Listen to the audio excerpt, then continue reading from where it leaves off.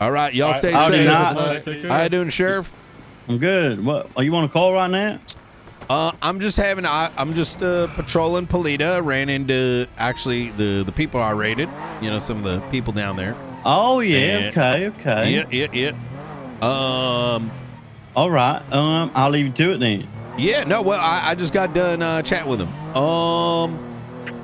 There's something I want to bring up to you, but a lot of good happened last night. Oh yeah. Yeah, I've been trying to get, like, you know, I brought up the conversation with Opal about, you know, what we talked about with information sharing between the departments and all that kind of stuff. Oh, you were there with us. You were there doing that. I was there for that part. Yeah. And then I got our deputies writing legislation.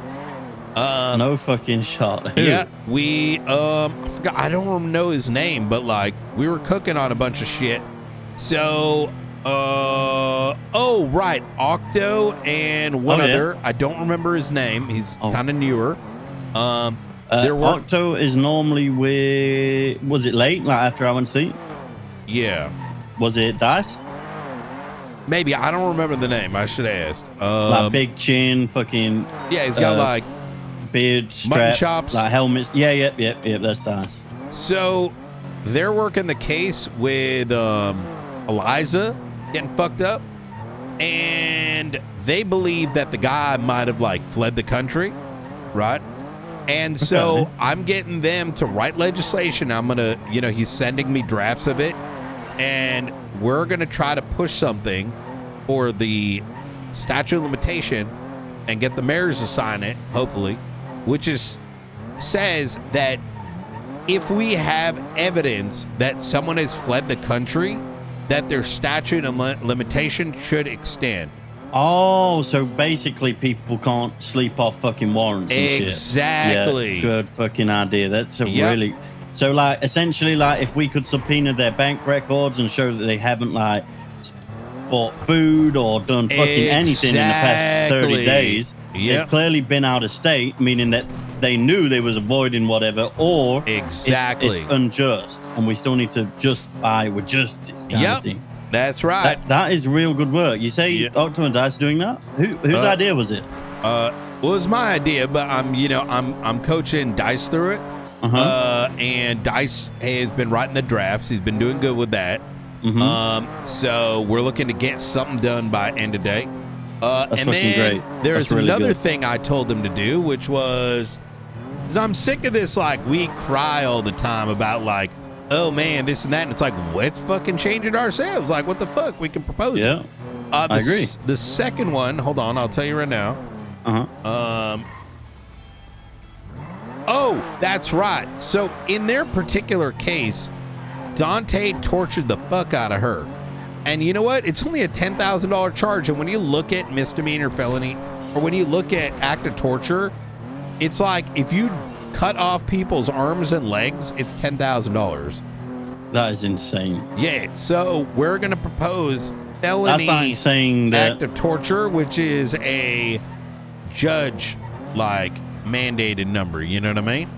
Yeah, that's crazy. I mean, how can we justify a criminal having a class 2 and charging them $30,000, but if you chop off someone's fucking arm, it's $10,000? Dakota, is that you? Hey, Brian. Hey, how you doing, Dakota? You coming to work? Yeah, I'll be at the meeting. Okay, see you then. All right, bye, Brian. Sorry. Oh yeah, Nakota's one of the ones I trained a long time ago. I gotta get Wait, him he's to start actually coming coming around. to work today? Yeah, I saw him. He's sitting in front of his house. Good. Yep. Yeah, Nakota can be one of the good ones. I agree. Nakota was one of the best ones. I don't really know too much about why he hasn't been coming around. He turns up to the meeting in his sportswear and then goes fishing on his boat all day. I'll have a chat with him today, see what's going on. Good. Yeah, Also, he go on. Like, was one of the people I hired to Davis Police Department. Same before Maxwell, I hired her, and a bunch of others, and he was exceptionally good. But something happened. I don't really know what, but yeah, he hasn't been around. Maybe he's been busy with other shit. Who knows? But Yeah, so I'm kicking off this thing, and you know, I'm gonna, if it works well, I'm gonna try to get other people who are interested. So I agree. Yeah. What things? The The right like legislation Yeah, thing? exactly. Like shit that don't make sense, and we're running a case. Like even if we can't use it for that case, we can use that case as an example, right?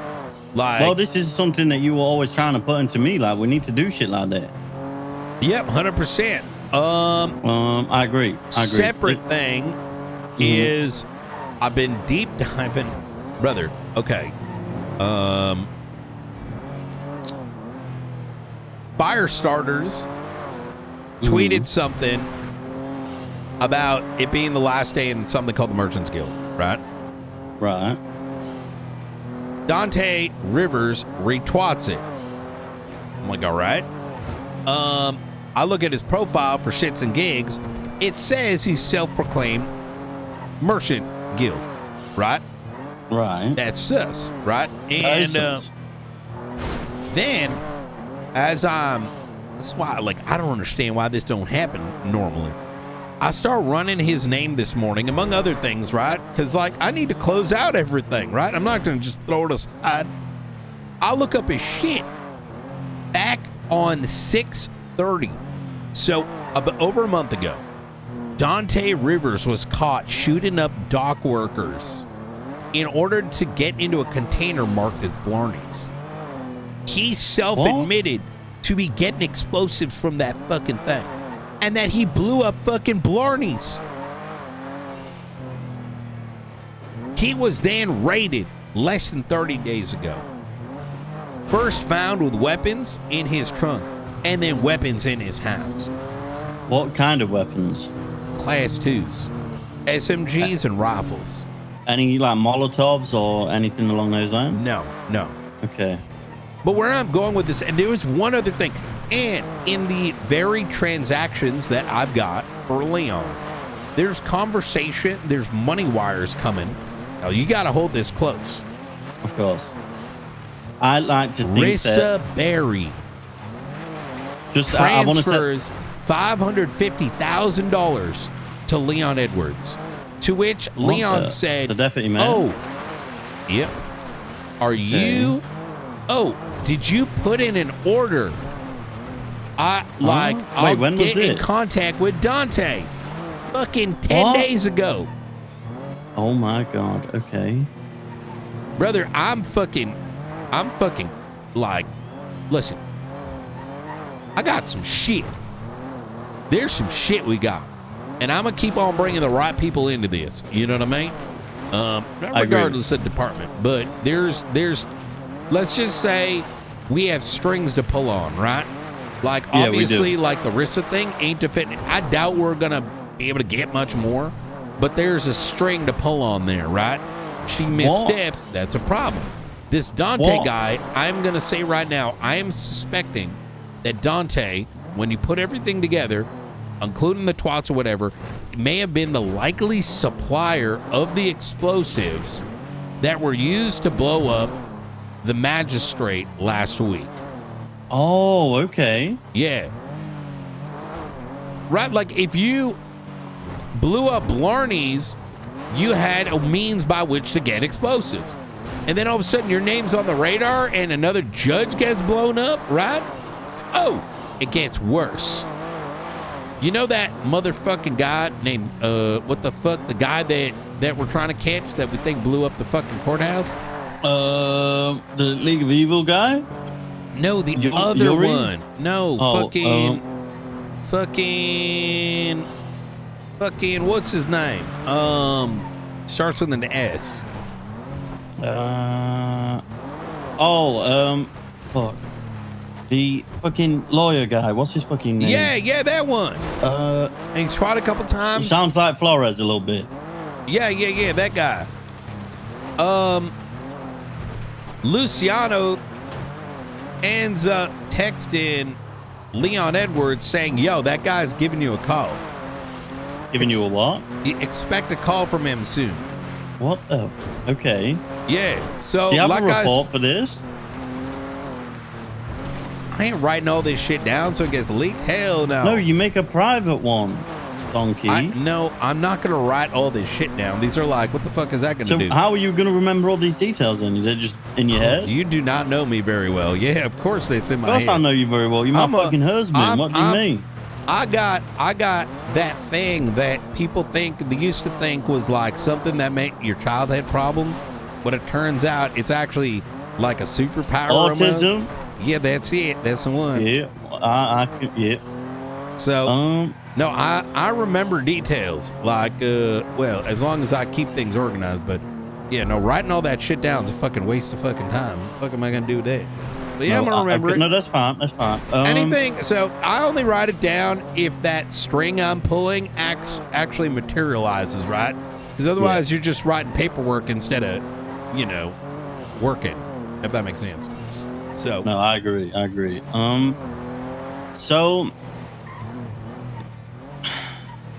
Oh yeah. First of all, when we speak, just said it. I expect all of our conversations to just be like high command conversations. I keep telling you not to tell people about shit, but I expect that standard from both of us. So we need to stop asking each other that. Secondly, what was I gonna? So, are you looking at? Wait, did I tell you that? Yeah, you said keep it to your chest. Oh well, I mean. I think it's still good for you and I to do it because and I'm gonna give you an example, right? Obviously, we're not gonna say shit, but the reason for saying that is you might tell me something that I might think I can tell to another captain or a sergeant. But I see. Okay, it's important to know that, like, hey, by the way, this shit's under wraps because it's like not small shit. You know what I mean? Yeah. So I think that disclaimer is good. For both of us. Are you looking at? So when you get these strings that we're talking about and you're pulling on a string, I haven't pulled yet. No, I know, but like when you're finding the strings, are you looking at delegating these strings to look for detectives? Like, what's your plan with the detective? You're talking about long term. Well, first we got to get that. I know, and I know you hate talking about long term shit. No, I do. I do. Want wait. No, I want to talk about long term shit. Okay, good. Then I just want obviously, don't put this into context. Don't take it too seriously. Don't go away from the lines as we are. But how the TLDR of your long-term plan to create a detective unit is what I want to know. Well, the first thing is that we need buy-in from Turner. Otherwise, in terms of our general plan, because otherwise putting together a plan for a more unified, here's how it should look, is a waste of time, right? I could cook on that all day, and then Turner could come around and say, you know what? We don't want to do that, right? So there needs to be at least some buy-in, because otherwise we got to turn around and say, okay, we're going to do our own thing, which I don't think is good, right? But we need that set in stone. I thought we talked about this a couple times, right? Buy-in from Turner. After that, so Turner's back tomorrow. Okay, I'll give you the bullet points, right? Number one, give me the bullet we points. need to talk to Turner. Number two, we need buy-in for. I'm going to say this to you, but I'm not going to say it to him. We need to stop the gatekeeping that's occurring between shifts and departments. Yes. It's really bad. I fucking hate shift v shift shit. And it's bad. I had to talk to Ruby about it, and I super sympathize, right? Because there's kind of like this mood of like, shift 2 sucks because blah, blah, blah, blah, blah, but there ain't no communication. Right? So it's like, well, I can, if you're keeping them out, well, then how do you expect them to know what the fuck they should or shouldn't do? We need to work around the clock type shit. So, number one, there needs to be like, there needs to be a rep, right? And that rep could be from either department, don't really give a fuck, right? But their main goal is, they can organize and keep communication up, right? That is important so that those people that are detectives in either of the departments are in the know as to what is going on. So when some shit goes down, they know who to talk to. Like, some shit goes down. This is Opal's case. Here's what would be wanted. Let's get in contact with her. We can't. I know enough to at least make the shots. Number two, that in a call that is a long-term investigation, detectives are first to make the call as to priorities. So you don't end up having like McNulty making random calls because he's trying to play like, essentially keeping people in their roles. If you are PRT, you are there to drive and catch people. If you, just essentially. I don't want to go too deep into saying. No, we don't need to go too deep into that. But I understand where you're coming from. That these case leads, right, need to be, even whether they're detectives or not, right? Like Ruby, for example, she's running the fire starters thing. If she says go and get that guy, I don't give a fuck what anyone wants to yap about because they only saw 10 minutes or 30 minutes or even 2 hours of what's happening. If Ruby says that's the priority, that's the fucking priority. You know what I mean? Yeah. And she doesn't need to explain herself in the moment. If you disagree, talk to her later. Because there's probably a reason that she believes that's what it is. Which sort of goes side in side with something we're trying to tackle anyway, with people being fucking stupid and shouting over comms. I agree. Because right now we live in a culture where the Pog Chase Andes are overriding everybody because they're treating it like a CSGO match, right? But we aren't fucking, we ain't fucking Team Liquid or whatever. You know what I mean? They're just playing chess because we need to be playing chess kind of vibes. They're playing on they did this thing and that level of aggression. It's unfortunately due to just that's all people see, right? Yes. But if someone's got a class 2 gun, they may be a lower priority than the guy with the class 1 gun because that guy with the class 1 gun has a nuke. You know what I mean? Like, it's, I agree. But so these are the little things. So when we're asking about was delegation. We can't really be talking about that until it makes sense. Okay. And these strings are something that I don't want to sound like condescending or whatever. So this isn't intended to sound that way.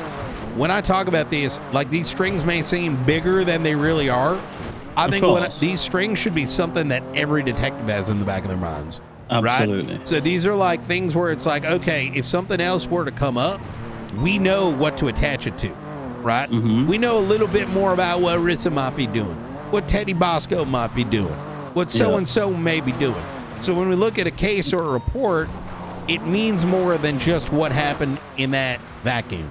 You know what I mean? Of course, and that's the beauty of it, because you seeing Rissa do something abnormal might not mean a lot at the time, but when someone else does something abnormal that then ties back to Rissa doing something abnormal, you've then got the start of a string, right? Exactly. I understand what you're saying. Yeah, like even in the case of Rissa, it could be something that could be waved off as something else. It's sus enough to be like, yo, if we see some other shit along these lines, wait, we got something here. You know what I mean? Yeah. But yeah. Anyways, how's the shift so far? You sticking around? Shift's been good. We just obviously there was that armored call. I blooded out Peters from the BCSO, threw him out of a helicopter at 2,600 feet. He also threw me out. He then started some war shit. I shaved his head and tattooed 5 lemons on his forehead. Is that why he's got a cap on? Yeah, he's hiding the tattoo on his forehead. When are we gonna have our high command meetings? Because remember, Stevie started that like to-do list and shit, and we've got that report now. We've got that report. Oh, it's all sorted. Made it. Okay. Let me tag you in it. Can he? Okay. BCSO command expectations. Because I do think it's important that even like this detective thing and plans, that she's a part of that conversation, right? Yes, so she at least knows what's happening. So 'cause she may have some input. Okay. No, yeah, we'll have a high command meeting. We'll get that. I'll get Stevie to arrange a time that suits everyone. All right. Also, we have a interim undersheriff for a couple of days. I saw that, Jimbo Sutton. Yeah, and it's really fucking weird, actually. He like looked me dead in the eyes. He said, "I'm gonna lock in," and then like he's just like giga locked in and keeps like reeling me and telling me to lock in. It's hard. Okay. But yeah, we'll see how that goes. What else? Yeah, right. I'll get Stevie to share this report with you. Essentially, the TLDR of it is what we spoke about in that meeting, which is the BCSO command expectations. Below is a breakdown of each rank and their current requirements wanted by high command of the BCSO. Yeah. For example, lieutenants are to provide oversight on sergeants and shifts, feedback and support on senior command reports regarding deputy complaint. Assign one sergeant and/or one senior to senior reports to create more fluid communication when dealing with reported incidents. Keep track of communication and feedback via a single report. Help confirm the deputy of the week. That's I know this guy, by the way. That's something that you're working on, actually. I remember you putting something together for that, right? Sergeants are to support seniors to lead scenes, but be ready to correct or take over at any time. Monitor scenes via radio to watch for silent attaches / PD members ghosting. Scene numbers, interference. Enforce footbail protocol, 2-to-1, 1 taser, 1 gun. Senior reports aim for corrective action first. And then we are enforcing the felony on individuals, not blanketing groups. The use of correct verbiage on scenes, stop shooting and surrender. Correction action for those breaking SOPs. Keep records of own communication and feedback by a single report. And then this is like sort of all the shit we went over, basically. This is just their job. I think we've just put it into words. So that we have a written expectations, which is signposted what we expect of them, so that if they don't do this, I can hold them accountable, right? Which is, I think, is a good thing. Oh, fuck, I'm so far away from the BCSO. What do you mean? We just wake up over there. There's at the apartment. Oh, true. All right. I also need a recommendation who's going to come with me to speak with McNulty. So there's a witness, and it's not like it needs to be a non-pussy, obviously, and